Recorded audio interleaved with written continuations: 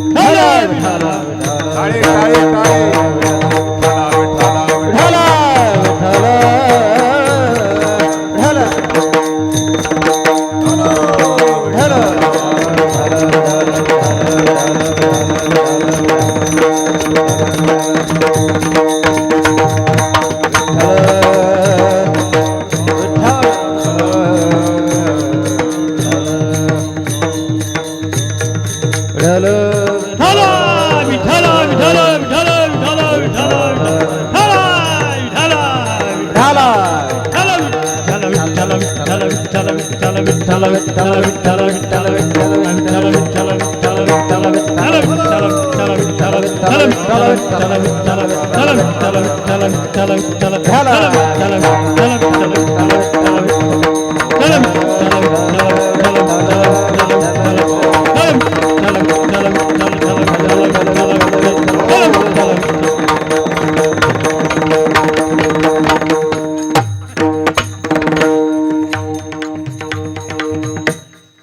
ब्रह्मानंदी लागली टाक टाळी कोण देहात सांभाळ हरी समचरण सरोजम सांद्रणीलांबुदाभं जघरण हितपाणिं मंडनं मंडनानां तरुण तुलसीमालां कंजनेत्रं सदयधवलहासं विठ्ठलं चिन्तयामि ओम नमो ज्ञानेश्वरा करुणाकरा दयाळा तुझा अनुग्रह लाभलो पावन झालं चराचरी ओम नमो ज्ञानेश्वरा करुणाकरा दयाळा लाधलो लाधलो पावन झालं चराचरी ओम नमो ज्ञानेश्वरा करुणाकरा दयाळा तुमचा अनुग्रह लाधलो पावन झालं चराचरी ओम नमो ज्ञानेश्वरा करुणाकरा दयाळा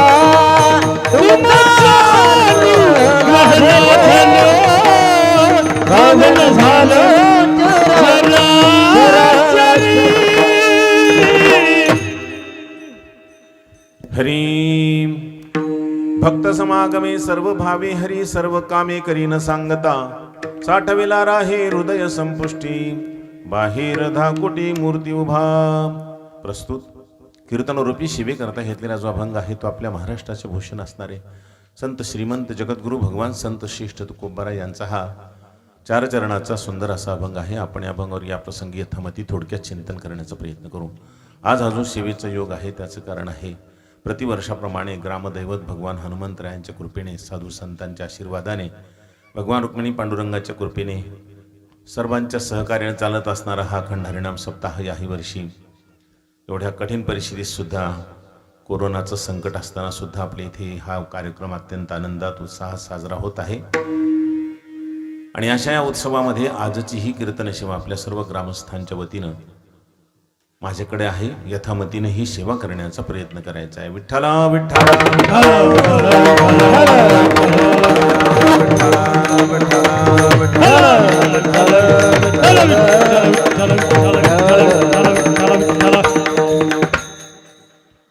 परब्रह्म परमात्मा श्रीहरी जेव्हा सगुण साकार रूप धारण करतात तेव्हा त्यांना सुद्धा काही आवड निवड असते नाही का. आणि त्यांच्या आवडीनिवडीचा प्रसंग असा आहे, नाही तर बाकी जे सर्वव्यापी परब्रह्म आहे त्याला आवडही नाही निवडही नाही कुठल्या प्रकारची. ते तर सर्वव्यापी असल्यामुळे सर्वत्र सदा सम आहे. परंतु जेव्हा भगवंत सगुण साकार होतात, सगुण साकार झाल्यानंतर भगवंताला तुमच्या माझ्यासारखे सुद्धा आवड आहे.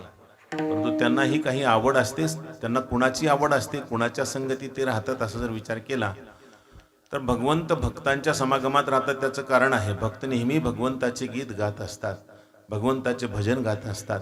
अखंड त्यांचं भजन चालू असतं, त्याला दुसरं काही आठवत नाही.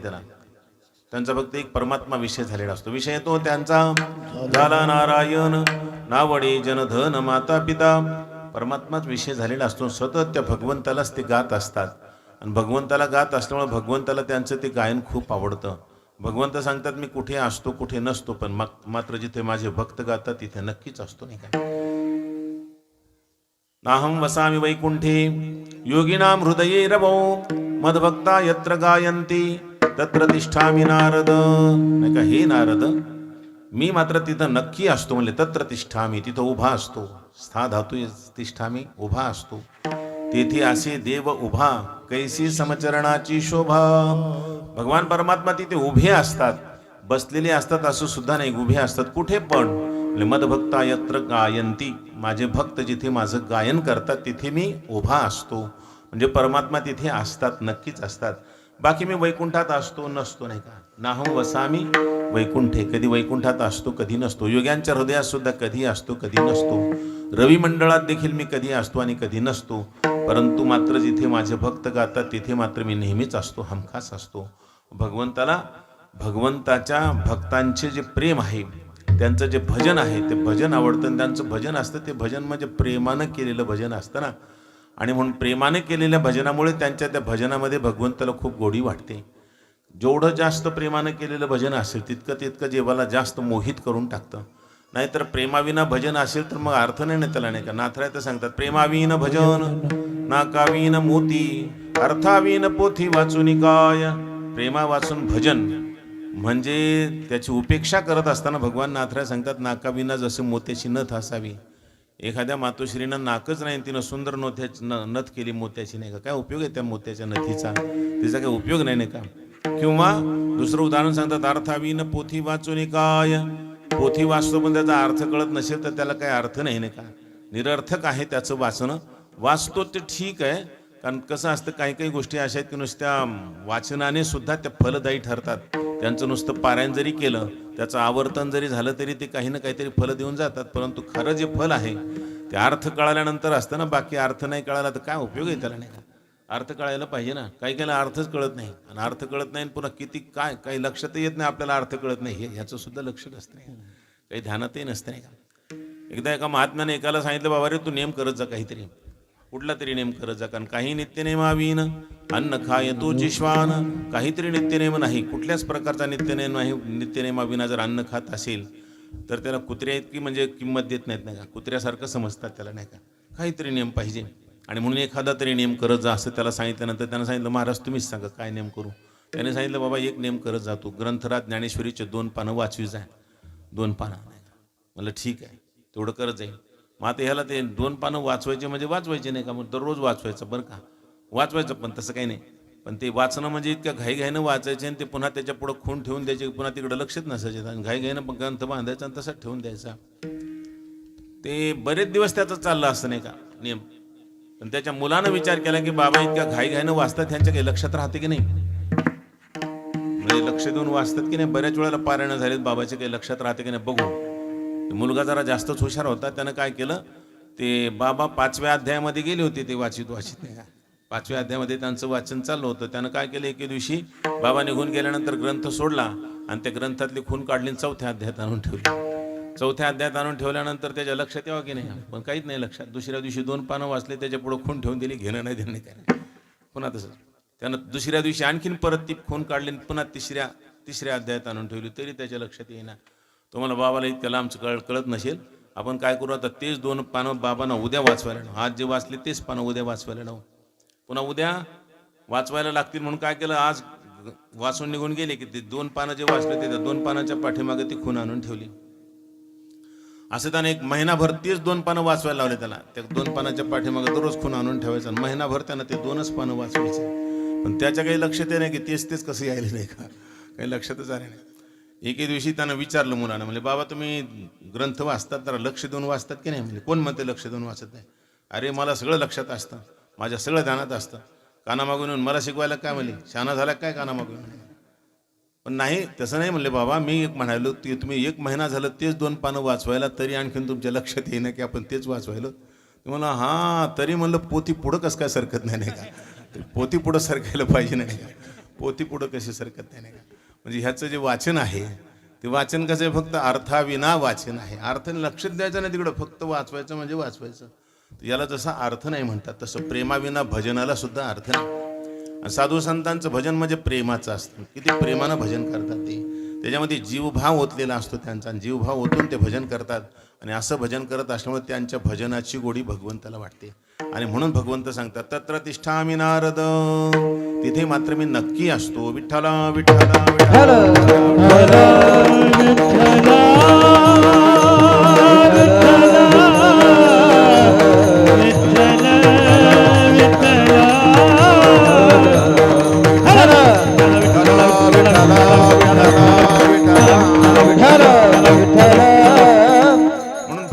भक्तांच्या समागमामध्ये राहतात. भक्तांच्या संगतीची त्यांना आवड आहे. आणि भक्तांच्या संगतीत राहत असताना मग भक्त जे आहेत ते भक्त इतके प्रिय असतात भगवंताला, जसं आईला बालक प्रिय वाटतं नाही का. बालक खरं म्हणजे आईला काही देत नाही, तरी पण ते खूप आवडतं आईला. का बरं आवडत असेल, काय देते बरं ते बाळ, काही देत नाही ना, त्यानं काही पगार दिला नाही, कधी पैसे दिले नाही, काही नाही. फक्त त्या बाळाचं एक महत्वाचं आहे, ते बाळनं आईचं सतत नाव घेत राहतं नाही का. आईशिवाय दुसरं काहीच नाव घेत नाही तोंडातून, नाही फक्त आई आई आई आई करत राहत. आईला सोडून त्याला दुसरं काय आवडत नाही. आई जरासं दूर गेलं तरी करमत नाही त्याला, आई आई करत राहतं. तेवढ्या एका नावामुळे आई त्याच्यासाठी सगळं काही करते नाही का. त्याचे बाळंते धुते, त्याची घाण धुते, त्याला नहू घालते, त्याला खाऊपिऊ घालते, सगळं करते. त्याने काही पगार नाही दिला नाही का, एवढं सगळं करते. पण सगळं करत असताना सुद्धा तिला कधी कंटाळा येत नाही, उलट त्याचा आनंद वाटतो. तिला त्याच्याशिवाय कर्मच सुद्धा नाही. ते बाळ पाहिजे तिच्याजवळ. पहा बरं, मग एवढा ताण देतं कशाला बरं, ते बाळ पाहिजे जवळ नाही का. नाही ना, ते अनन्य असल्यामुळे त्याच्याबद्दलचं खूप प्रेम आहे आईला. तसंच आमच्या भगवंताला सुद्धा भक्त काही पगार देत नाहीत नाही का. भक्त काय देतात नाही का, पण भक्त गातात प्रेमाने आणि अनन्य होऊन त्यांची भक्ती करतात. आणि म्हणून भगवंताला त्यांच्याबद्दलचं अलोट प्रेम असतं. आणि त्या प्रेमाच्या पोटी परमात्मा मग त्यांच्या समागमात राहतात. जसं आई आपल्या बाळाला सोडून राहूच शकत नाही, तसं भगवंत सुद्धा आपल्या भक्ताला सोडून राहूच शकत नाहीत. आणि ते भक्ताचं इतकं अलोट प्रेम त्यांच्या हृदयात आहे की त्यांच्या ते समागमातच असतात. आणि नुसतं राहत नाहीत तर सर्व कामं करतात. आणि सांगितल्यानंतर नाही, न सांगता ती सगळी कामं करतात. ही अभंगाच्या पहिल्या भक्त समागमे सर्व भावे हरी, भक्त समागमे सर्व भावे हरी, भक्त समागमे सर्व भावे हरी, भक्त समागमे सर्व भावे हरी, समागमे सर्व भावे हरी, भक्त समागमे सर्व भावे हरी, भक्त समागमे सर्व भावे हरी, भक्ति समागमे सर्व काम करीन सांगता, सर्व काम करीन सांगता, करी न सांगता सर्व काम करी न सांगता साठविला आहे हृदय संपुष्टी साठविला आहे हृदय संपुष्टी साठविला आहे हृदय संपुष्टी साठविला आहे हृदय संपुष्टी साठविला आहे हृदय संपुष्टी साठविला आहे हृदय संपुष्टी साठविला आहे हृदय संपुष्टी साठविला आहे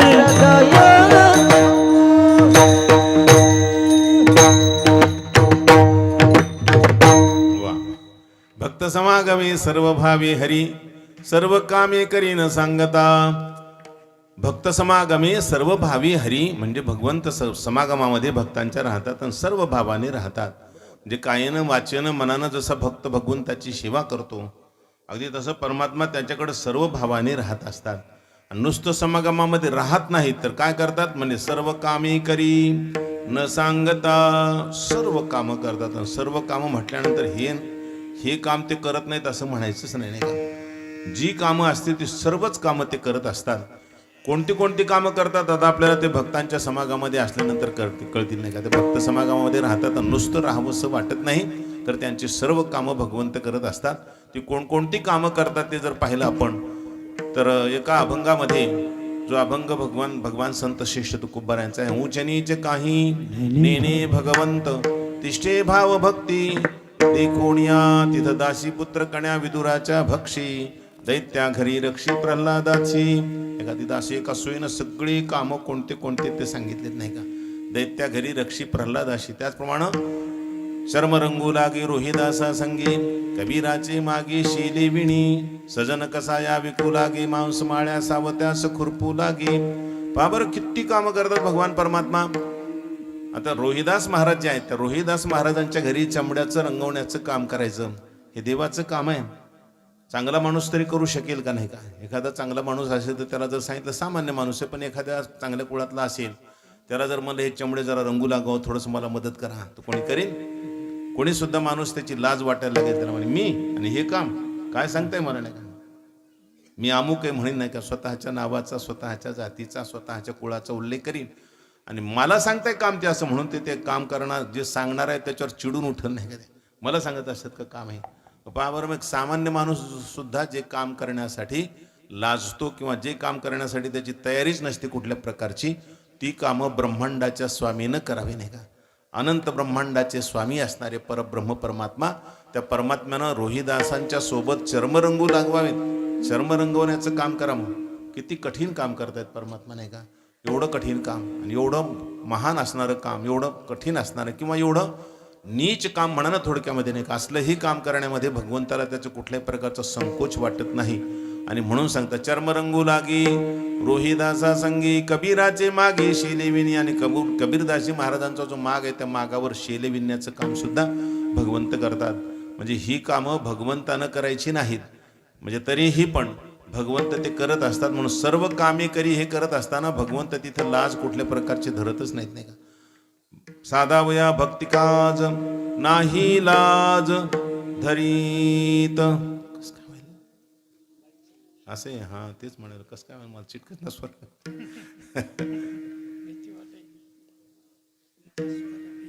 हा बरोबर चलू दे आपलं काय होत नाही. ठला विठला विठला विठला विठला ठला विठला विठला विठला विठला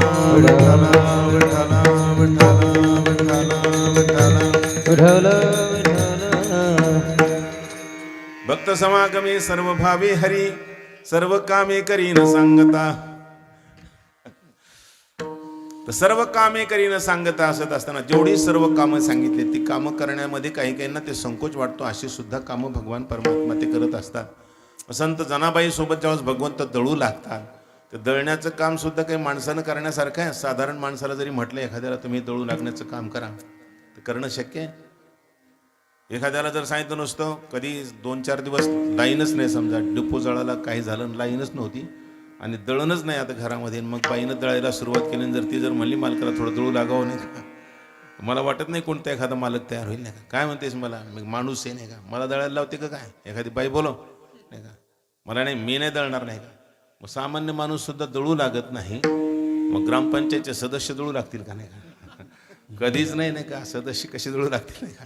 सामान्य माणूस दळू लागत नाही तर ग्रामपंचायतचे सदस्य सरपंच कधीच नाही नाही का, आणि आमदार खासदार मुख्यमंत्री प्रधानमंत्री कधीच नाही, शक्यच नाही का.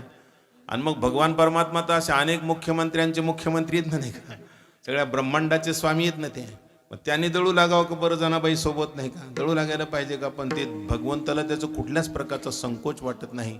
माझी जणी थकलेली आहे, दिवसभर कष्ट करते बिचारी ती, माझ्या भक्ताची माझ्या नामदेवाची सेवा करते ती, आणि सगळं एवढ्या मोठ्या कुटुंबाची सेवा करत असताना माझी जणी थकून जाते. आणि जणी थकल्यामुळे आता तिला थकवा आला, आता तिला जातं ओढल्या जात नाही, आता शक्यच नाही तिनं जातं ओढणं. त्यावेळेस भगवंत जात्याच्या मुखी घालिते मोत्याचे दाणे, जात्याच्या मुखी घालिते मोत्याचे दाणे, तुझ्या कृपेने मला विठ्ठला काही नाही उणे. हो तुझ्या कृपेने मला विठ्ठला काही नाही उणे. तुझ्या कृपेने मला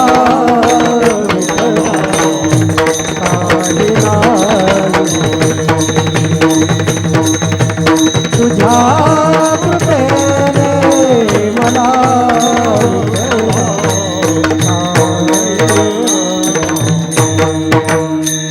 चंद्र सूर्य हे तुझेच डोळे, जसे शारदेचे चांदणे.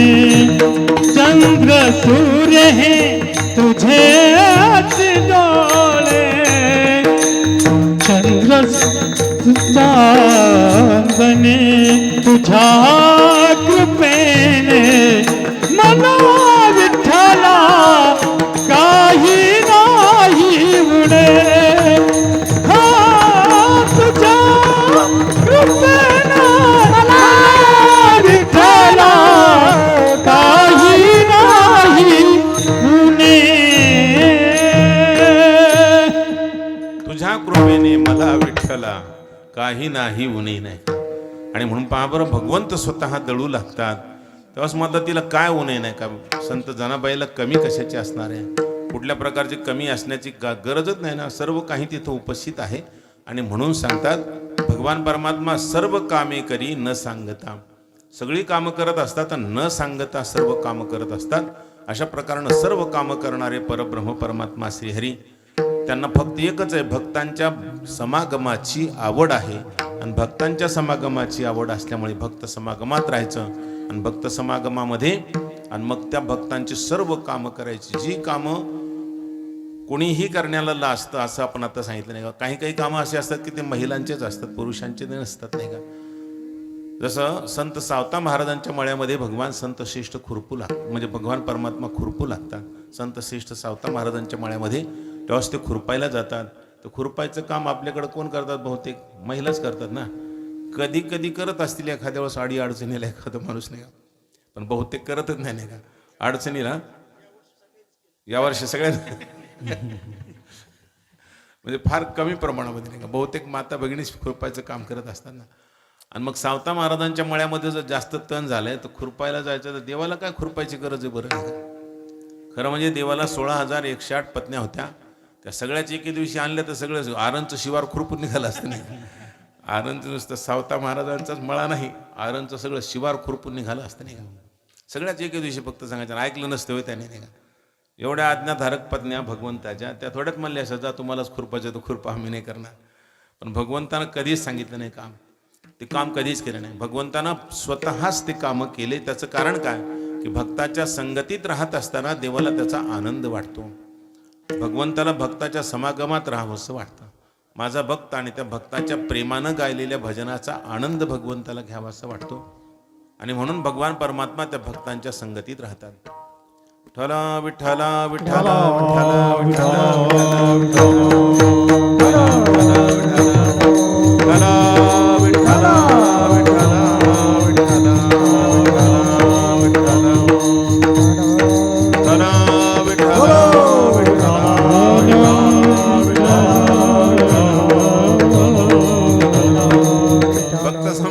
सर्व भावी हरी न सर्व कामे करी न सांगता. याच्यामध्ये न सांगता हे पद महत्वाचे नाही. भगवान परमात्मा न सांगता सगळे कामं करतात. खरं सांगायचं ना, न सांगता कधी आता लेकरं सुद्धा करत नाही, सांगून सुद्धा करत नाही, तर न सांगता कशाचे करतात नाही का. आता समजा भाऊ सारख्या आश्रमातले विद्यार्थी असे शिस्ती ठीक आहे नाही का, तर काही काही ठिकाणी तर फार अवघड आहे नाही का. आई वडिलाचं काम ऐकतं ना तर आमचं कोण ऐकायला नाही का. असे असतात ना नाही का. कधी महाराजांना सांगितलं हे बाळा पाणी घे बरं नाही का. पाणी घे म्हणे तर दुसऱ्याला मध्ये पाणी घे ना नाही का. महाराजाला पाणी पाहिजे, पाणी दे नाही का. ते तिसऱ्याला सांगते, ते चौथ्याला सांगते, आणि सगळ्यात शेवटचं पुन्हा पहिल्याला सांगते नाही का. महाराजांना मनानच घ्यायचं का म्हणे. महाराजांना कंटाळून म्हणा राहत्याकडे पूर्व मीच घेतो नाही का. कशाला काय काय नाही कसं काय शक्य आहे का ते आहे का काय. मग सांगायचं तात्पर्य असं सांगून सुद्धा काम ऐकत नाही. मुलं तर घरचं तर ऐकतच नाहीत नाही का. जाऊ द्या नाही का. मग घरचंच ऐकत नाही तर आमचं कुठून ऐकणार आहेत नाही का. न सांगता प्रश्नच नाही, सांगून सुद्धा करत नाही तर न सांगताचा प्रश्नच नाही. हां न सांगता करतील पण आगाव कामं करतील नाही का. जे कामं करायचे ते नाही करणार, आगाव कामं मात्र निश्चित केल्याशिवाय राहणार नाहीत. कधी कधी असतात ना असे नाही का, आगाव कामं करतात, न सांगता करतात पण आगाव कामं नाही का. महाराजांना सांगितलं जा रे पेढे घेऊन ये बरं पूजेला नाही का. 5 रुपये दिले होते त्या काळामध्ये. 5 रुपयाचे 3 पेढे येत होते. आता नसतील येत नाही का, त्यावेळेस येत होते नाही का. 5 रुपयाचे चांगले मोठे मोठे पेढे 3 यायचे. तो समजा इथून गेला मानव तोडून पेढे घेऊन यायला लागला. रस्त्यामध्ये म्हणला पेढे 3 आले. तर आश्रमात मी स्वामीजी दोघं जण असत नाही का. आता एक स्वामीजीचा आणि एक माझा 2 पेढे झाले आणि एक शिल्लक राहिले ना. 3 आलेत ना नाही का. एक शिल्लक राहिला, मला खाऊ द्या म्हणला. तर काय हरकत नाही, हे शिल्लकच एरवी तरी नाही का. आणि तो पेढा खाल्ला. खाल्ल्यानंतर रस्त्यात येत असताना म्हणला खूप छान पेढा आहे गाड्या म्हणला. आता तिथे गेल्यावर स्वामीजी आपल्याला देणारच येते नाही का. तो एक दुसराही खाऊन टाकला पुन्हा रस्त्याने. आल्यानंतर गुरु स्वामीजीच्या हातावर एक पेढा दिला राहिलेला. स्वामीजीने सांगितलं का रे एकच पेढा आला का. म्हणे नाही नाही गुरुजी 3 आले होते नाही का. कमाले नाही का. आणि 2 काय झाले म्हणले. स्वामीजी मी असा विचार केला की 3 पेढेत एक तुमचा आणि एक माझा आणि एक शिल्लक रावला म्हणून एक खाल्ला नाही का. आणि दुसरा म्हणजे तुम्ही मला देणारच होते म्हणून खाल्ला नाही का. कसा काय खाल्लास म्हणल्यानंतर तोही उचलला गुरुजीच्या हाताला आणि तोही खाल्ला नाही का. ते अशा प्रकारचे आगाव कामे असतात. न सांगता करतात पण आगाव कामं करतात. जे सांगितलेले काम ते नाही करणार नाही का. विठ्ठला विठ्ठला विठ्ठला विठ्ठला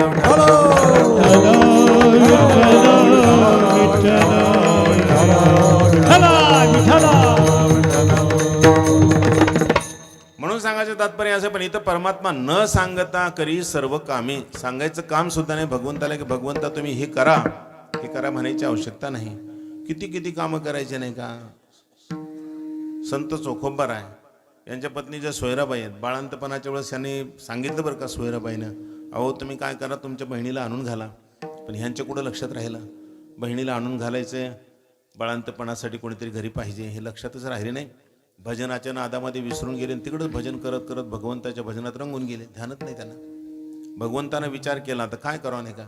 तर खरं म्हणजे भगवंतानं जर असं केलं असतं, स्वतः चोखोबरायाचं रूप धारण केलं असतं, त्यांच्या बहिणीच्या घरी गेले असते, तिला सांगितलं असतं घरी जावं लागतं तुला, जाय थोडंसं बाळांतपणाचं काम आहे, अडलेले आता काम तू या, तुला यावं लागतं असं म्हणून जर तिला घरी आणून घातलं असतं देवानं तरी जमत होतं ना. पण नाही ना, तिथं स्वतः काम करायचं ना भगवंताला. भाविकाची काज अंगे देव करी काळी धर्मा घरी उच्चिष्टते नाही का. अंगे देव करी स्वतः करतायत परमात्मा. भाविकांची कामं भक्तांची कामं स्वतः देव करतात. देवाला त्याची लाज सुद्धा वाटत नाही. आणि म्हणून परमात्मानं स्वतःच चोखोबाची बहीण झाला शरणधर. चोखोबाची बहीण झाला शरणधर. चोखोबाची बहीण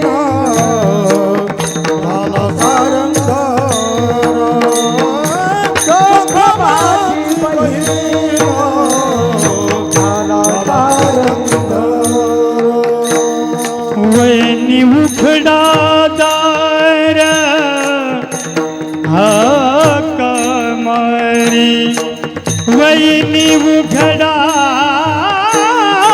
दार हाका मारी हो जखमाची बहीण झाला सारंगधर जखमाची बहीण झाला सारंगधर जखमाची झाला सारंग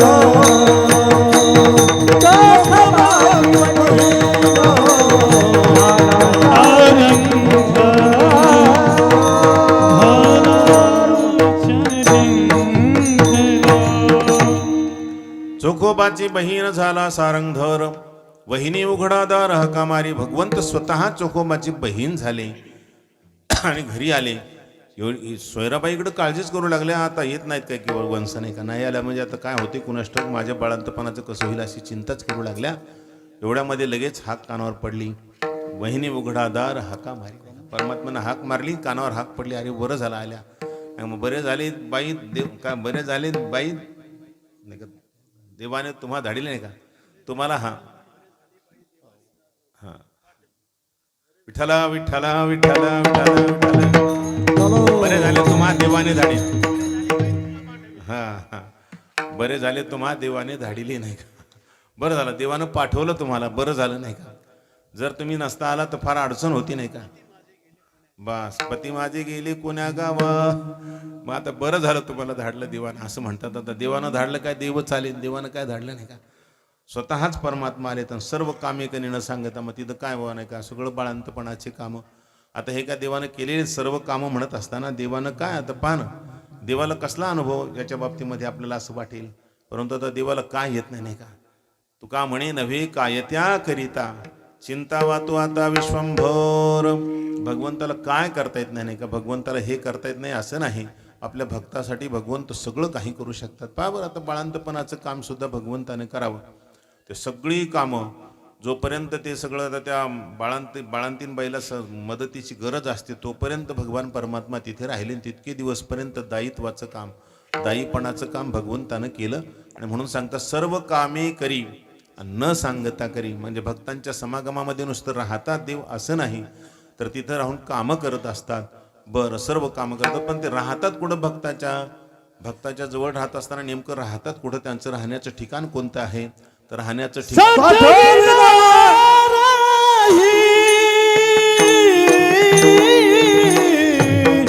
हृदय संपोष्टी साठविला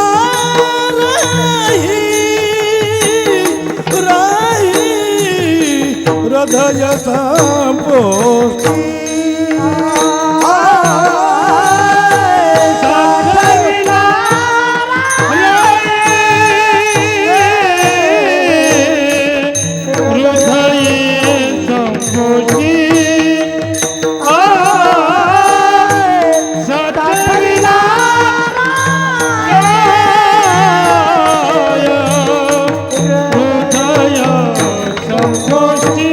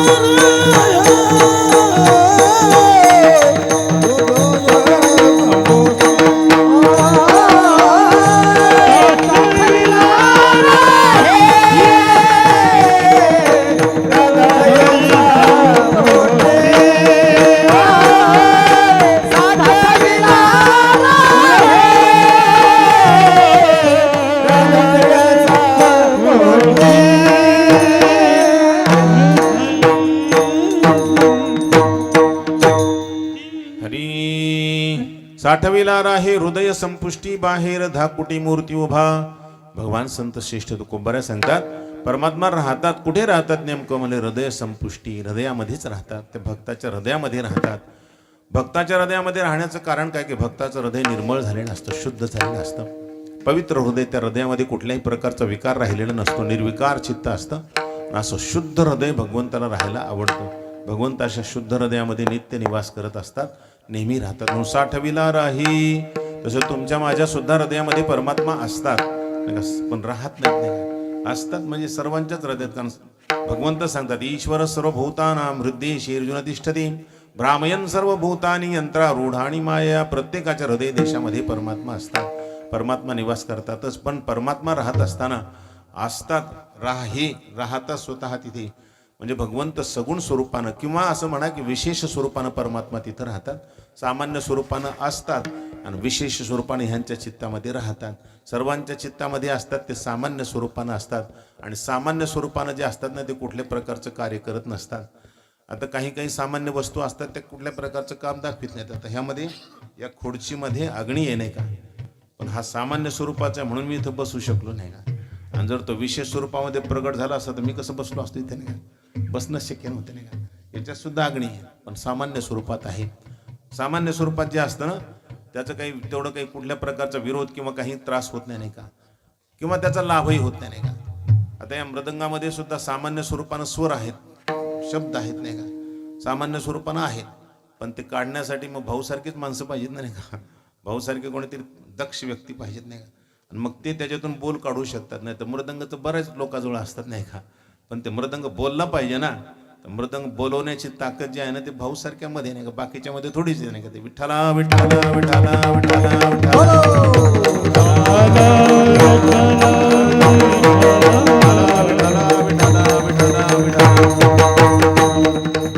हे विशेष नाही का.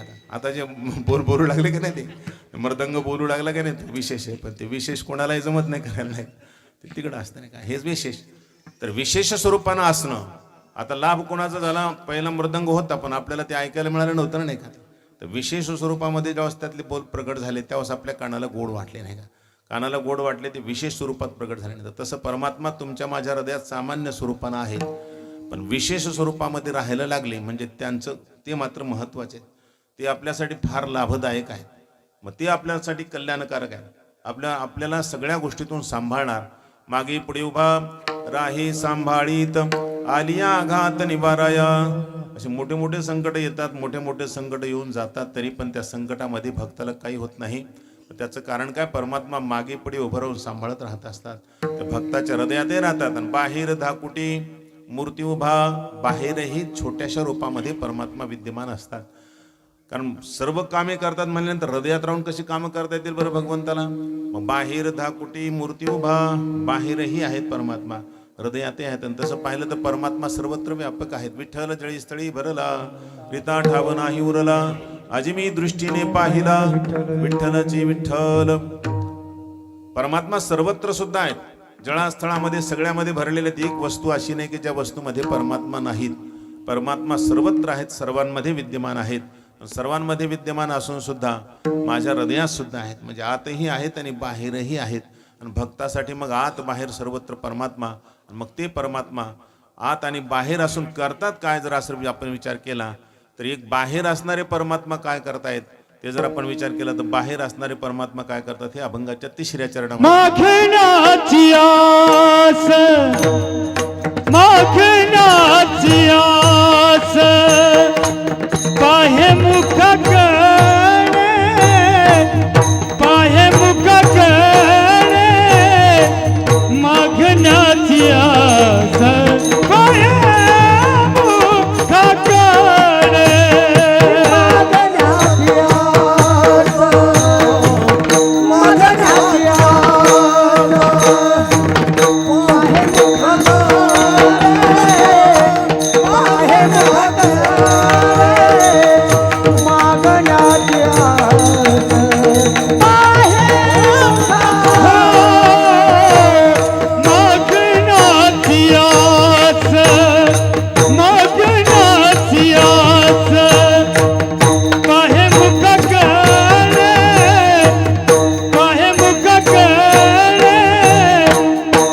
बघण्याची आस माया मुखा कळे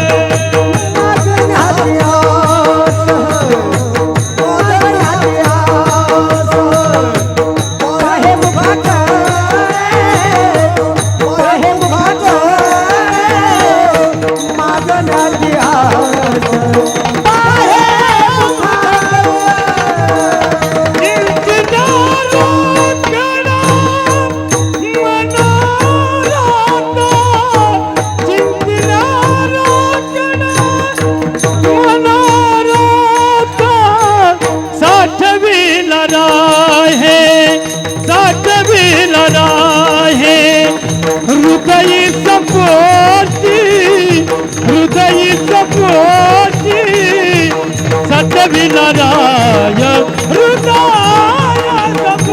सपोटी हो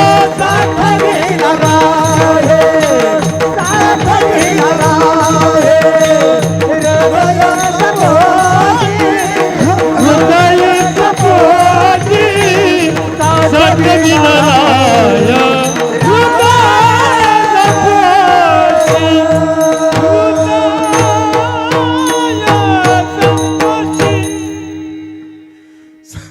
साठविला राही हृदय संपुष्टी बाहेर धाकुटी मूर्ती उभा. परमात्मा त्या हृदय संपुष्टामध्ये साठवलेले राहतात आणि बाहेर धाकुटी मूर्ती करतात काय म्हणले मागण्याची वास पाहे मुखाकडे चिंतिल्या रोकडे मनोरथ. बाहेर असणारे जे परमात्मा आहेत जे धाकुटी मूर्ती उभा आहेत परमात्मा ते परमात्मा काय करतात भक्ताच्या मुखाकडे पाहत असतात. काय पाहतात ह्याला काही मागायचंय का हे पाहत असतात. म्हणजे भक्तांना काही मागण्याची इच्छा आहे का. यद्यपि भक्तांचा असं पाहणं असतो की काही मागणे ही आम्हा अनुचित वडिलांची रीत जाणत असो पण त्यांच्या मनात जर चुकून सुद्धा कधी काही आलं जर त्यांनी मागितलं तर मागितल्याबरोबर द्यायचंच असं भगवंताची दक्षता असते. भगवंत सावध असतात आणि म्हणून मागण्याची आस पाहे मुखाकडे काहीतरी मागावं ह्याने आणि त्यासाठी मागण्यासाठी तो काही मागतो काय यासाठी भगवंत सारखं त्याच्या मुखारविंदाकडे पाहत असतात. माझा भक्त मला काही मागेल का असं पाहत असतात. बरं नाही मागितलं तरी पण त्याच्या मनात जरी कल्पना आली नुसती नाही का मनात जरी संकल्प झाला की आपल्याला असं असतं तर बरं झालं असतं तर असं जर असतं तर मनात जरी आलं तरी भगवंत लगेच ते साकार करून ठेवतात. इतके दयाळू परमात्मा आहेत नाही का. म्हणजे नुसते राहतात जवळ म्हणजे असं नुसतं राहत नाहीत तर आपल्या भक्तांच्या कामना पूर्ण करण्यासाठी सुद्धा तत्पर असतात. त्यांच्या मनात नुसतं आलं तर चिंतिल्या रोकडी मनोरथ. जर त्यांनी मागितलं तर बाहेर असणारे परमात्मा त्यांच्याकडे लक्ष ठेवूनच असतात पण जर त्यांनी नाही मागितलं तर हृदयात असणारे परमात्मा दक्षच असतात. त्याच्या मनात कुठं काय संकल्प आलाय हे करा वाटतं का ते करा वाटतं का लगेच ते संकल्पाला असलं तर संकल्प साकार करून ठेवणं हा भगवंताचा स्वभाव आहे. श्रीमद भागवतामध्ये ध्रुव महाराजांची कथा येते ना. ध्रुव महाराजांच्या बाबतीत असं सांगतात की हे ध्रुव महाराजांना जे 6 महिन्यातच देवाची प्राप्ती झाली का नाही त्याचं कारण काय नाही का 6व्या वर्षीच देवाची प्राप्ती पुन्हा इतक्या लवकर 6वं वर्ष 6 महिन्यातच साधना केली की देवाची प्राप्ती झाली. त्याचं कारण काय सांगतात त्याचं कारण असं सांगतात की ध्रुव महाराज जे आहेत ना पूर्वजन्मामध्ये एक साधू होते चांगले साधू होते शुद्ध साधू म्हणजे चांगल्या प्रकारची साधना करत होते. साधना करत असताना एकांतामध्ये त्यांची साधना वनामध्ये चालली होती. वनात राहून चांगली साधना करत असताना बरेच वर्ष त्यांचे झाले होते आणि आता 6च महिन्यामध्ये भगवंताची प्राप्ती त्यांना होणार होती. 6 महिन्यात देवाची प्राप्ती होणार असं आता जवळ आली होती देवाची प्राप्ती. 6 महिने म्हणजे आता काय नाही का 6 महिन्यात देवाची प्राप्ती नाही तर किती जन्म जातील काही सांगता येत नाही. करोडो जन्म जातात पण भगवंताची प्राप्ती होत नाही. 6 महिन्यात देवाची प्राप्ती म्हणजे आता फार जवळ आलं होतं. पण त्या दिवशी काय झालं की एके दिवशी राजाची स्वारी सहज तिथून चालली होती. राजाची स्वारी जात असताना त्यांचं जे वैभव होतं ते बाजे गाजे पुन्हा नंतर रथदळ पायदळ घोडदळ वगैरे सगळं वैभव होतं त्यांचं. हत्तीच्या पाठीवर अंबारी होती सोन्याची. त्या सोन्याच्या अंबारीमध्ये राजा राणी दोघंजण बसलेले होते. त्यांचं ते वैभव त्यांचा तो थाटमाट सगळा पाहिला ते सोनं ते नाही का. समोर पर्णकुटीच्या समोर साधना संपल्यानंतर थोडंसं बसले होते साधूबाबा हे सगळं वैभव पाहिलं सहज. आणि पाहिल्यानंतर त्यांच्या मनामध्ये फक्त एवढंच येऊन गेलं की आपल्या नशिबात असं कुठून नाही का फक्त आपल्या नशिबात असं कुठून एवढंच आलं फक्त. आणि हे भगवंताला कळालं नाही का. भगवंत त्यांच्या हृदयात असतात. साठविला राही हृदय संपुष्टी बाहेर थाकुटी मूर्ती उभा. हृदयात आहेतच म्हणून चिंतिला रोकडी मनोरथ. मनामध्ये सुद्धा परमात्मा आहेत ना आणि म्हणून त्यांच्या मनामध्ये संकल्पना आली तर भगवंत म्हणले आता असंही कर. तुमच्या मनात वाटते का हे आपल्या नशिबात असं कुठून तर होऊ द्या ना मग आता हरकत नाही. तुमच्या जर मनातच आले तर काय हरकत नाही. माझ्या भक्ताच्या मनात यायचं आणि मग ते त्याला नाही मिळायचं म्हणजे काय काम झालं नाही, काय भक्ती करण्याचा काय फायदा झाला, भक्तीचा सोस कशाला करायचा नाही का, असं झालं. आणि मग झालं काय की ते 6 महिन्यामध्ये देवाची प्राप्ती व्हायची राहिली बाजूला. 6 महिन्यानंतर यांचा मृत्यू झाला. आणि मृत्यू झाल्यानंतर ते जन्मले एका राजाच्या घरी नाही का. राजाच्या घरी जन्मल्यानंतर तो राजा म्हणजे उत्तानपाद महाराज आहे. उत्तानपाद महाराजांच्या घरी त्यांचा जन्म झाला सुनीती मातेच्या पोटी. त्यांचं दुसरं लग्न झालं. मग त्या सावत्राईने ह्यांना नाही ती बोलली. आपल्याला माहिती तो प्रसंग सगळा ऐकला असताना आपण स्वामीजीच्या मुखारविंदातून. तर एवढं काही बोलली ती सावत्राई, तर त्या सावत्राईच्या बोलण्याचा परिणाम त्या ध्रुव महाराजांच्या मनावर झाला आणि ते वनामध्ये गेले साधना करायला. म्हणजे भगवंताची सगळी प्रेरणा असते नाही काय. वनामध्ये साधना करण्यासाठी गेले आणि तिथं फक्त 6च महिन्यामध्ये देवाची प्राप्ती झाली नाही का. 6 महिन्यात देवाची प्राप्ती. 6 महिन्यात देवाची प्राप्ती झाल्यानंतर साक्षात परब्रह्म परमात्मा समोर उभे होते. आज ते 6 वर्षाच्या नंतर का होईना पण ते काम झालं नाही का. 6 महिन्यात व्हायचं होतं ते 6 वर्षाच्या नंतर का होईना आज काम झालं. आज परब्रह्म परमात्मा समोर उभे होते. लावण्य सुंदर असं सुंदर भगवंताचं रूप आहे ते. राजस सुकुमार मदनाचा पुतळा रवी शशी कळा लोपलिया असं सुंदर रूप भगवंताचं ते पाहिलं. का आनंद झाला, हृदय भरून आलं एकदम. आनंद झाला. दंडवत प्रणाम केला भगवंताला. खूपच आनंद झाला नाही का. तेव्हाच भगवंत त्यांना म्हणत होते ध्रुव महाराजाला, ध्रुवा काहीतरी मागा नाही का. माग काय मागायचं ध्रुव बाळा, कशासाठी आला होतास. आता ह्यांच्या मनामध्ये एकच होते की आपल्याला वडिलाच्या मांडीवर बसायला मिळावं. निघताना फक्त एकच भावना होती. पण हे सगळी साधना केल्यानंतर त्यांना मागच्या जन्माची सगळी आठवण झाली. आठवण झाल्यानंतर त्यांच्या लक्षात आलं की अरे आपल्याला 6 वर्षाचं अंतर पडलं. ते फक्त एकदम मनात आलं होतं राजवैभव मिळावं म्हणून. आपल्या नशिबात असं कुठून हे राजवैभवाचं नसतं. मनामध्ये संकल्प झाला होता. तर 6 वर्षाचं अंतर पडलं. जे 6 महिन्यामध्ये देव मिळणार होते तर ते 6 महिने पुन्हा हे 5.5 वर्ष एवढा कालावधी गेला. 6 वर्षाचं अंतर पडलं नुसतं मनात आलं. तर आता जर मी राज्यवैभव मागतो तर पुन्हा किती वर्षाचं अंतर पडेल देवाच्या भेटीत. मला नको काही. देवाला मागायचं तर देवाला मागच ना. देव म्हणले नाही काहीतरी मागा, मी तुम्हाला देण्यासाठी आलो. म्हणे नाही देवा तुमचं काहीच नको, मला काही मागायचं नाही. तेव्हा भगवंत म्हणले तुम्हाला नाही मागायचं पण मला द्यायचं नाही का. माझ्या भक्ताच्या मनात संकल्प आहे, मी तो देऊ नये कसं काय शक्य आहे. तुम्हाला मागायचं नाही पण मला द्यायचं आहे. आता जा तुम्ही घरी जेव्हा जाल तेव्हा तुमचे बाबा तुम्हाला राज्य देतील. आणि राज्य 1-2 वर्ष नाही 36,000 वर्ष राज्य सांभाळा. आणि 36,000 वर्षानंतर जेव्हा राज्य करण्याचा कंटाळा येईल, राज्य भोगाचा तुम्हाला म्हणजे वीट येईल तेव्हा मग काय करा, गंगेच्या तीरावर या, मला हाक मारा, मला बोलवा, मी तुम्हाला विमान पाठवीन. आणि विमानात पाठवून आदरानं तुम्हाला माझ्या धामामध्ये घेऊन जाईल. तुम्हाला काही चिंता करायचं काम नाही. पण आता तुम्हाला जावं लागेल. आता वैभव भोगा. पहा बरं, चिंतिल्या रोकडे मनोरथ. मनामध्ये जे काही मनोरथ आलेले आहेत ते मनोरथ रोकडे करून द्यायचे, साकार करून द्यायचे. हा स्वभाव आहे भगवंताचा. तो स्वभाव भगवंताचा इथे प्रगट होतो. आणि भगवान परमात्मा आपल्या भक्तांचे मनोरथ प्रगट करून देत असतात. म्हणजे जसे त्यांच्या मनामध्ये संकल्प आले त्या संकल्पांना साकार करून ठेवायचा हा भगवंताचा स्वभाव आहे. विठ्ठला विठ्ठला विठ्ठला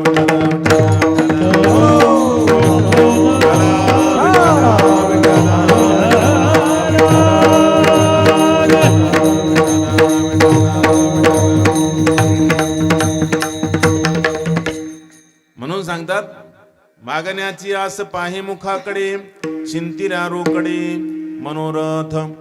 मागण्याची आस पाहे मुखाकडे, मागण्यासाठी मुखाकडे पाहतात आणि त्यांच्या मनामध्ये संकल्प आले की ते संकल्प सगळे साकार करून ठेवतात. म्हणून भक्ती करण्यामध्ये एवढा लाभ आहे. आपण भक्ती करत राहिलं पाहिजे. भक्ती करत राहिल्यानंतर भगवंत किती त्या भक्ताची चिंता करतात. त्यामधून दोघांचंही महत्त्व नाही का. एक तर भक्तांचं महत्त्व, आणि भक्त एवढे सामर्थ्यशाली असतात की देवाला त्यांच्या संगतीत राहावंसं वाटतं. आणि देव किती दयाळू असतात तेही आपल्याला याच्यातून कळेल. देव किती दयाळू असतात, आपल्या भक्तांच्या मनातले संकल्प सुद्धा साकार करून देतात. म्हणजे मनामध्ये जर संकल्प आला तर तेवढा संकल्प सुद्धा माझ्या भक्ताचा खाली नाही गेला पाहिजे, तो संकल्प सुद्धा पूर्ण झाला पाहिजे. असं भगवान परमात्मा त्याचं सतत चिंतन करत असतात. आणि म्हणून चिंतिल्या रोकडे मनोरथ लगेच साकार करून देणारे परमात्मा आहेत. आणि परमात्म्याला काही असंभव नाही, सर्व काही संभव आहे. म्हणून भगवंतानं करायचं ठरवल्यानंतर काय होणं शक्य नाही, सगळं काही होऊ शकतं. भगवंतानं जर विचार केला तर कोणत्याही गोष्टी अनायास सहजासहजी होऊ शकतात. आता जर समजा देवानं आपल्याला सगळ्यांना कोरोना मुक्त करायचं ठरवलं तर एका क्षणातच होऊ शकतं नाही का, सगळे मुक्त नाही का. भगवंताला जर आणखीन काही दुसरं आणायचं असलं तर दुसरे आणू शकतात नाही का. त्यांच्या मनावर आहे नाही का. भगवंताचा संकल्प आहे, त्याने काय करू शकत नाही, त्यांना काय करता येणं शक्य नाही. पण आपल्याला माहित आहे की भगवान परमात्मा आपल्या भक्ताला सांगून ठेवतात. अर्जुनाला युद्धाच्या प्रसंगात सांगितलं, अर्जुना माझ्या या विश्वरूपामध्ये तू पाहतो ना सगळ्यांचा विनाश चाललेला, पण तू लक्षात ठेव, तुम्ही पांडव आणि हे माझे जे भक्त आहेत तेवढे सगळे वेगळेच बरं का, तुम्हाला काही होणार नाही, घाबरू नका. तसं महामारी आहे म्हणले, ही विश्वरूपाची महामारी, आणि विश्वरूपाच्या महामारीतून तुम्ही वाचलेले आहेत नाही का. पांडवांना तुम्हाला भीती नाही त्याची नाही का. तसं आपण सुद्धा भगवंताचं चिंतन करत असताना आपल्याला भगवंताची म्हणजे बाकीची भीती मानायचं कारण नाही. भगवान परमात्मा आपलं निश्चित रक्षण करत असतात. आमच्याजवळ भगवान कुठे रक्षण करायला, म्हणजे भगवंताचं नाम तर आहे ना. भगवंताचं नाम जरी असलं तरी आपलं रक्षण होऊ शकतं नाही का. आयुर्वेदामध्ये एक मंत्र दिलेला आहे, एक श्लोक दिलेला आहे. त्या श्लोकामध्ये त्याने सांगितलं असं की अच्युतानंत गोविंद नामस्मरण भेषजात नश्यन्ति सकला रोगा सत्यम सत्यम वदाम्यहम. आयुर्वेदात असं सांगितलं की अच्युतानंत गोविंद नामस्मरण भेषजात. अच्युतानंत गोविंद हे जे नामस्मरण आहे हेच भेषज म्हणजे औषध आहे. या औषधामुळे नश्यन्ति सकला रोगा, हे जे औषधानं कोणतं, नामस्मरण रूपी औषध कोणतं, अच्युतानंत गोविंद, हे लक्षात ठेवायचं आपण नाही का. हे औषधच आहे नाही का. बाकीच्या कोणत्या गोळ्या नसल्या तरी ही गोळी मोठी नाही का. अच्युतानंत गोविंद नामस्मरण भेषजात नश्यन्ति सकला रोगा, सगळे रोग नष्ट होऊन जातात. आणि हे खोटं सांगत नाही म्हणले, सत्यम सत्यम वदाम्यहम, देवार सांगतात, खरं खरं सांगतो म्हणले, माझ्या भगवंताच्या स्मरणाने तुमचे सगळे रोग नष्ट होऊन जातील. आणि भगवंताचं नामस्मरण हेच औषध आहे. आता याच्या पलीकडे काय औषध पाहिजे आपल्याला. जर भीती वाटायली कोरोनाची तर बस अच्युतानंत गोविंद अच्युतानंत गोविंद असं जर आपण म्हटलं, घेताना विठोबाचे, घेताना विठोबाचे,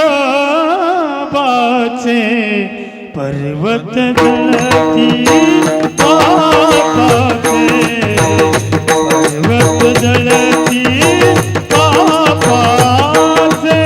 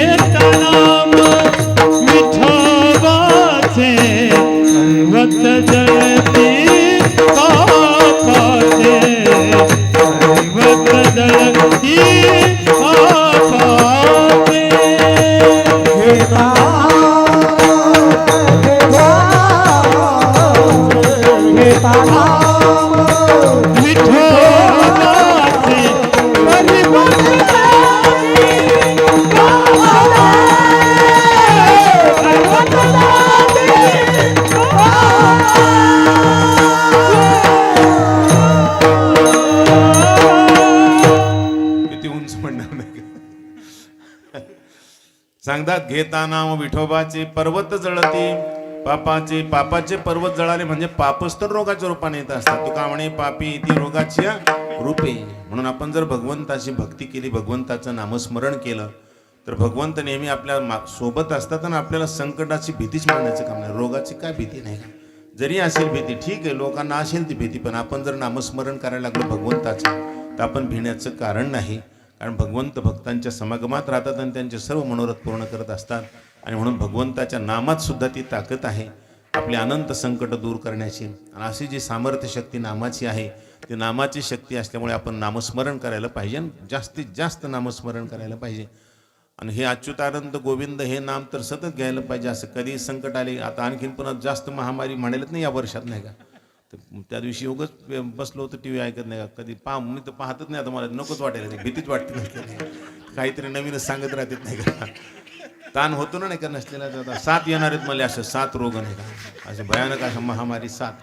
काय ताण आहे नाही का.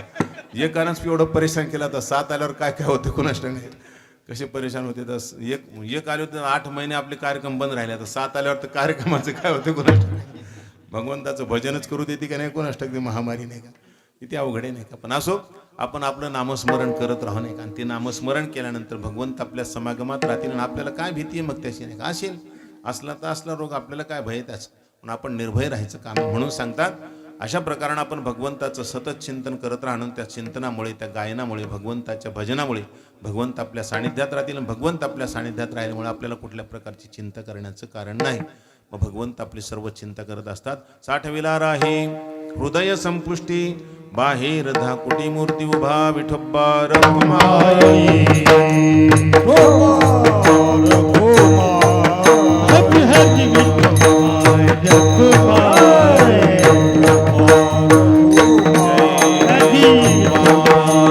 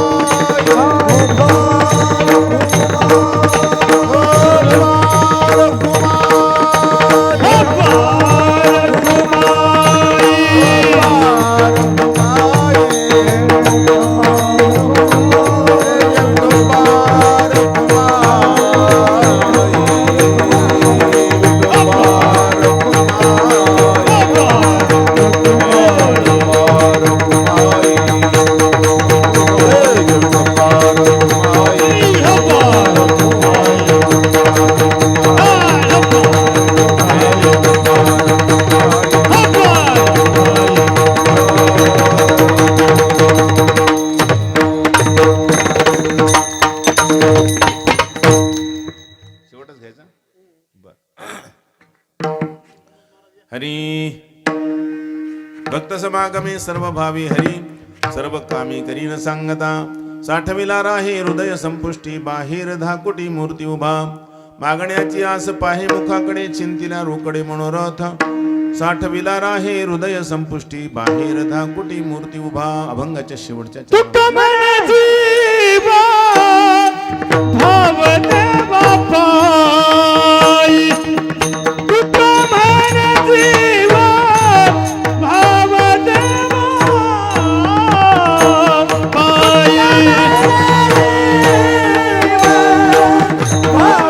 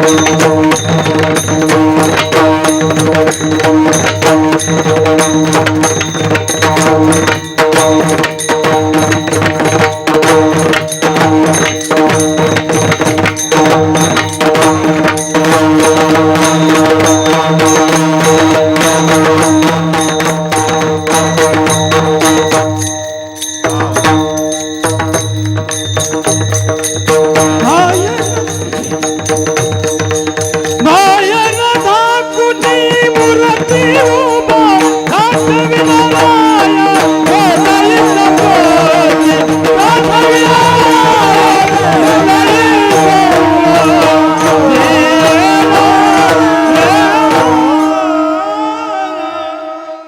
वा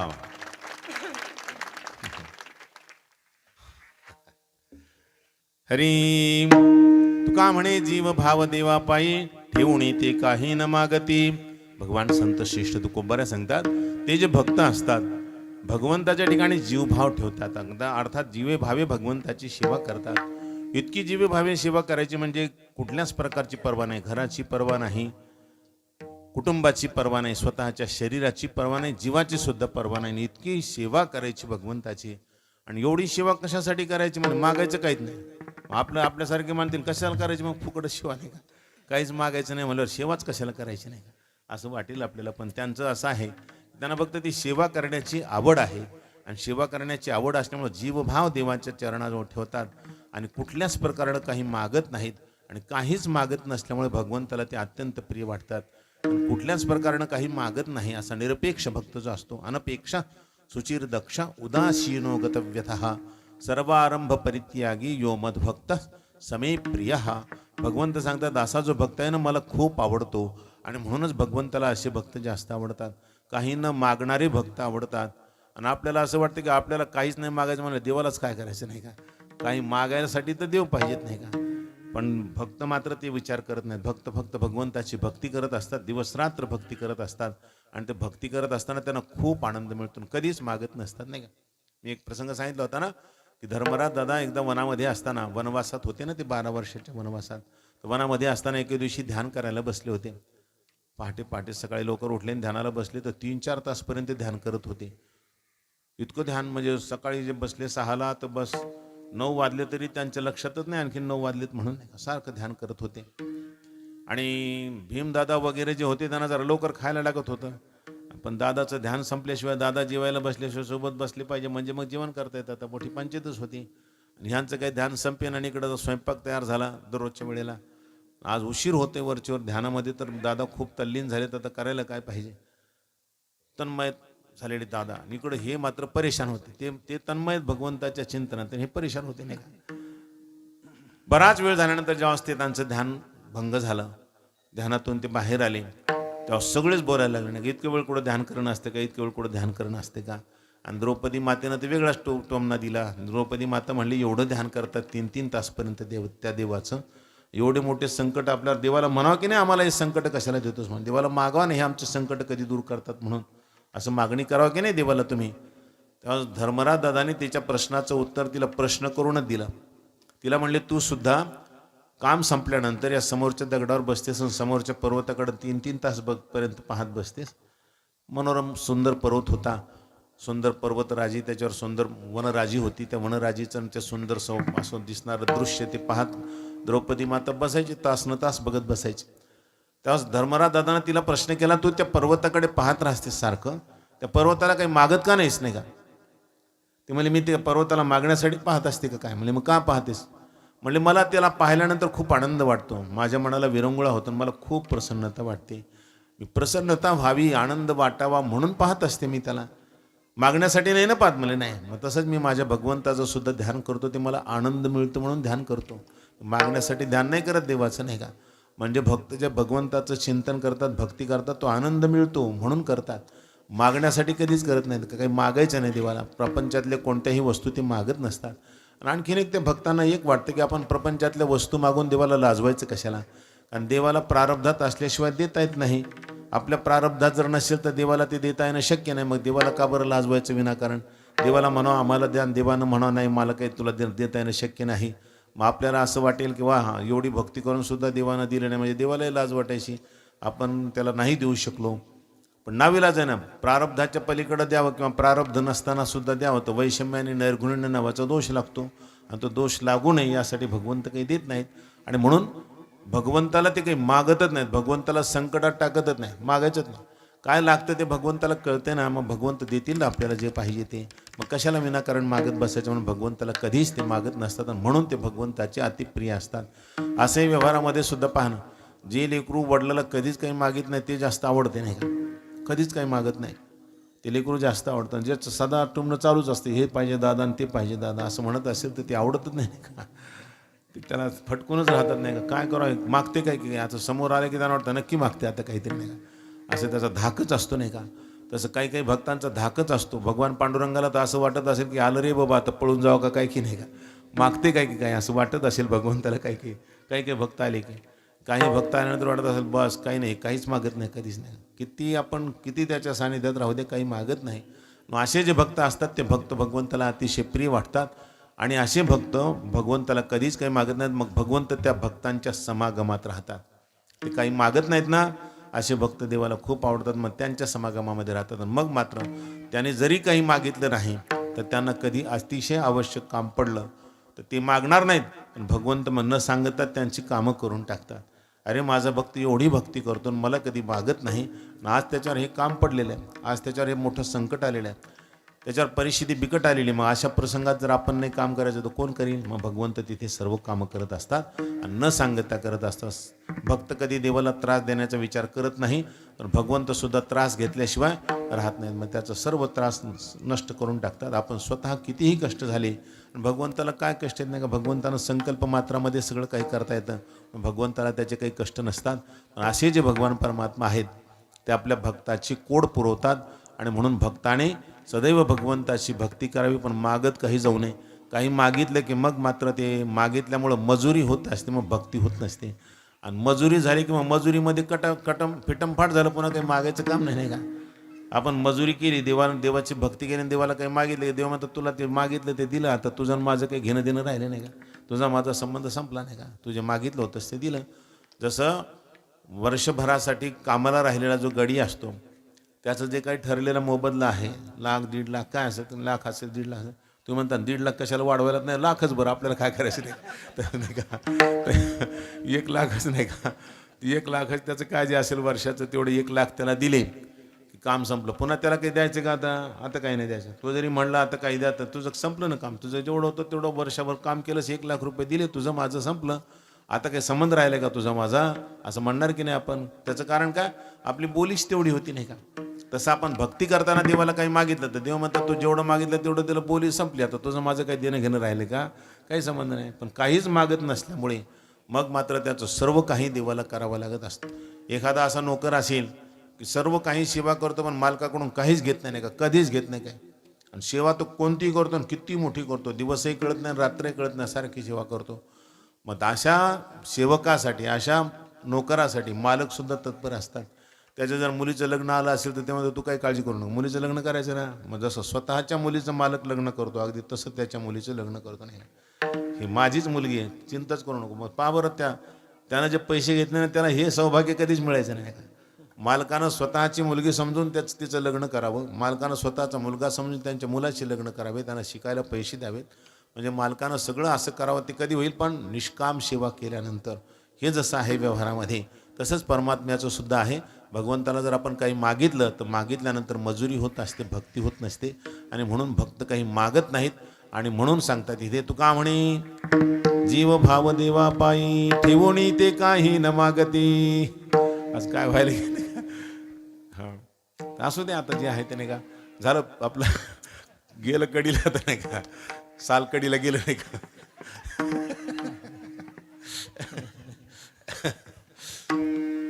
कसं का असं मालकाचं आपलं जमलं, साल कडीला गेलं बस झालं नाही का, आता झालं भागलं नाही का. असो आज या सेवेमध्ये आज भाऊ उपस्थित आहेत आपल्या सर्व विद्यार्थ्यांना घेऊन. सगळे विद्यार्थी त्यांचे आहेत. आज आमचे स्वामीजीसुद्धा दिवसभर कथा करून सुद्धा उपस्थित आहेत. आणि स्वामीजीच्या संस्थेतले विद्यार्थी, भाऊंच्या संस्थेतले सर्व विद्यार्थी, नादब्रह्म संस्थेतील विद्यार्थी आणि भानुदास महाराज, दत्ता महाराज, माधवभाऊ आपल्या गावचे सर्व भजनी मंडळी हे सगळेजण इथं उपस्थित आहेत. आणि या सर्वांच्या उपस्थितीमध्ये हा सेवा करण्याचा योग झालेली जी सेवा आहे ती ग्रामदैवत भगवान हनुमंतरायांच्या चरणी सेवा समर्पित करू. सेवेला विराम. प्रेमाने एकदा माऊलींचं आणि तुकोबरायांचं भजन करू. सगळ्यांनी टाळी वाजवून भजन करायचं आहे. टाळी वाजवा बरं का सगळ्यांनी. हां, आपण गेल्या वर्षी जशी टाळी वाजवली होती नाही का, माऊलीचं भजन करत असताना तेव्हा 3 वेळेला टाळ वाजवतात. ते हे टाळ वाजवायचे नाही तर भाऊ मृदंग वाजवायचे नाही. खूप मृदंग वाजवला आणि बिचाराने किती, आता मगाशी पाहिजे किती जोरजोरात मृदंग वाजवला. आता आपल्याला टाळी वाजवायची, त्यांना मृदंग वाजवू द्यायचा नाही. तेवढ्या वेळात बरं का आपण सगळ्यांनी टाळी वाजवू. हरी ज्ञानेश्वर माऊली, ज्ञानराज माऊली, तुकाराम ज्ञानेश्वर माऊली. हरे ज्ञानेश्वर माऊली, ज्ञानराज माऊली, तुकाराम ज्ञानेश्वर माऊली. हा, ज्ञानेश्वर माऊली. सगळेजण वाजवा, मागचे वाजवत आहेत.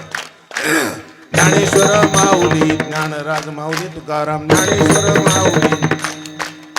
ज्ञानेश्वर माऊली, ज्ञानराज माऊली, तुकाराम ज्ञानेश्वर माऊली.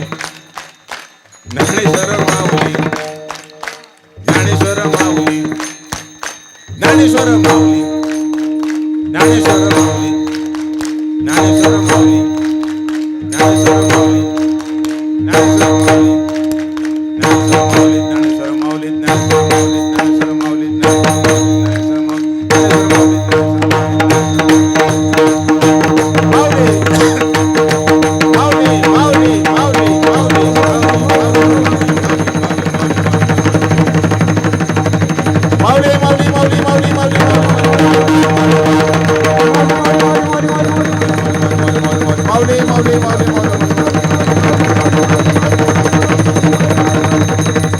तुकाराम तुकाराम तुकाराम तुकाराम तुकाराम हरी तुकाराम तुकाराम तुकाराम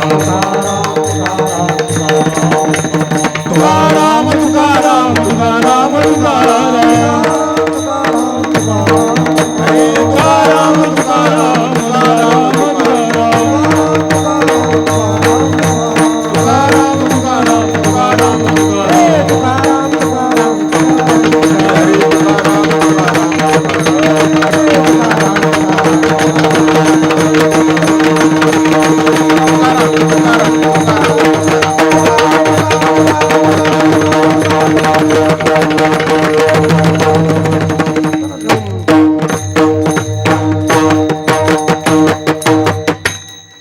हरिभक्तपरायण विलास महाराज, त्यांना साथ करतील हरिभक्तपरायण नवनाथ महाराज.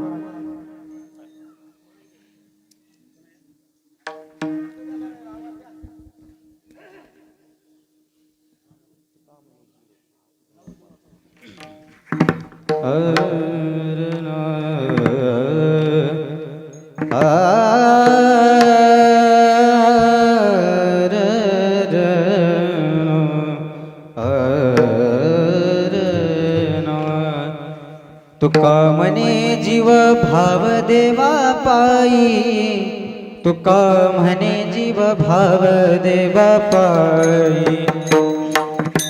तुका म्हणे भाव जीव देवा पायी,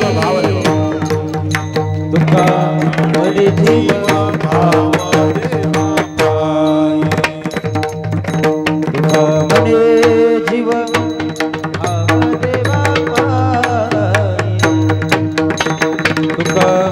भले जीव भाव देवा पायी. तुका म्हणे जीव भाव देवा पायी, तुका म्हणे जीव भाव देवा पायी. तुका म्हणे जीव भाव देवा पायी, तुका म्हणे जीव भाव देवा पायी. तुका म्हणे जीव भाव देवा पायी, भावदेवा पायी तुका म्हणे जीव भावदेवा पायी तुका म्हणे जीव भावदेवा पायी न लागती ठेवूया पायी न लागती ठेवूया पायी न मागती ठेवण्या पायी न मागती साठविला राहे हृदयी संतुष्टी साठविला राहे हृदयी संतुष्टी साठविला राहे हृदयी संतुष्टी साठविला राहे हृदयी संतुष्टी देवन काही न माग देवन ते काही न मागती देवन ते काही न मागती देवन ते काही न मागती साठविला राहे हृदय संतोषी साठविला राहे हृदय संतोषी साठविला राहे हृदय संतोषी साठविला राहे हृदय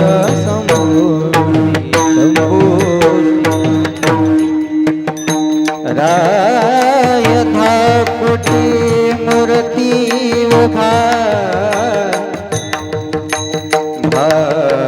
भायर धाकुटी मूर्ती उभा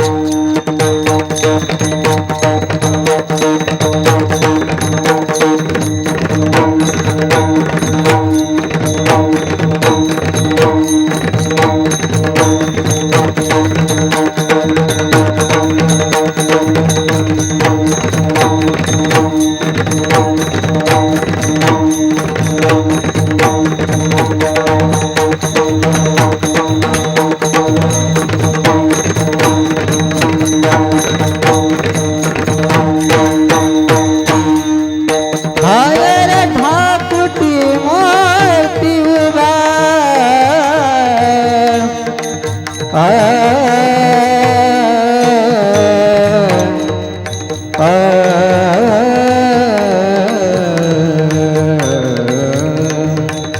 बाहेर ठाकुटी मूर्ती उभा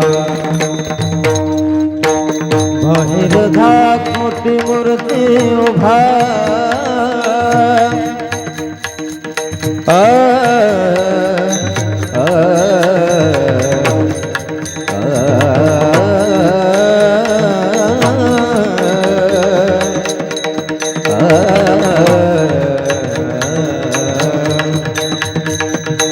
बाहेर धाकुटी मूर्ती उभा बाहेर धाकुटी मूर्ती उभा बाहेर धाकुटी बाहेर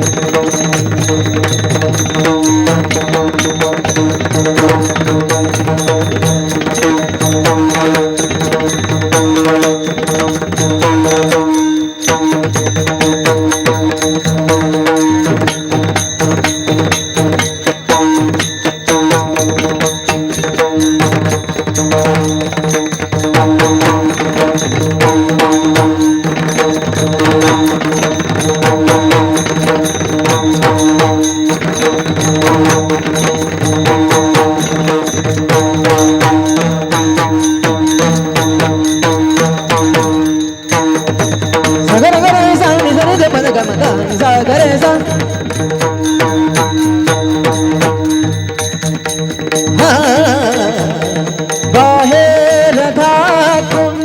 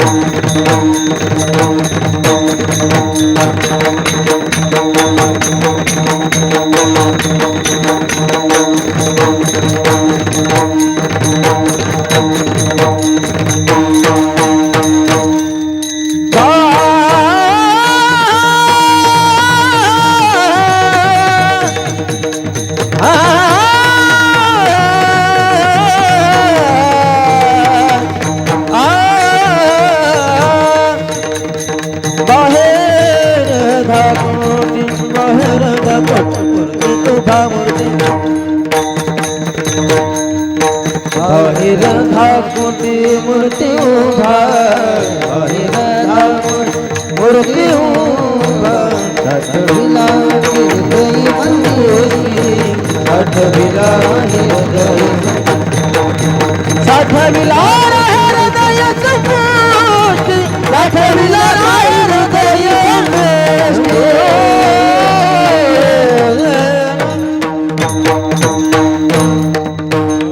विठ्ठल जय जय विठ्ठल विठ्ठल विठ्ठल जय जय